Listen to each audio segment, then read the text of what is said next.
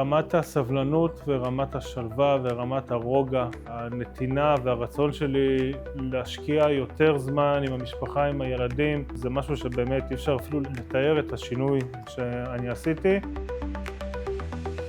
זה תפס אותי במצב בחיים שבו אני באמת הגעתי להישגים מקצועיים וקריירה כספית וכל הדברים האלה באמת באיזושהי צורה טובה, אבל באמת הרגשתי שמשהו עוד לא שלם מבחינת ההתנהלות היומיומית שלי, על איך אני חווה את העולם, איך אני חווה את האישה, איך אני חווה את המשפחה ואת כל הדברים האלה. וזאת הייתה החלטה מאוד מאוד מאוד טובה והחלטה מאוד נכונה. זה בעצם לא ההישגיות ומה, אלא איך אתה חווה ואיך אתה יודע ואיך אתה עושה את החיים שלך שיהיו חיים יותר טובים, יותר שלווים עם הסביבה שעוקפת אותך.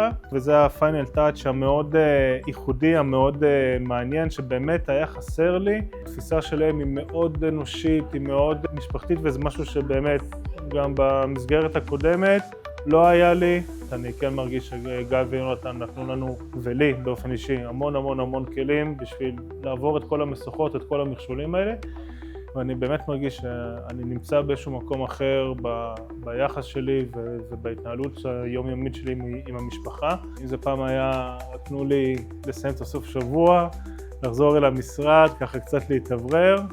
אני כבר מתבאס לחזור למשרד ורוצה להיות יותר זמן עם הבית ועם משפחה.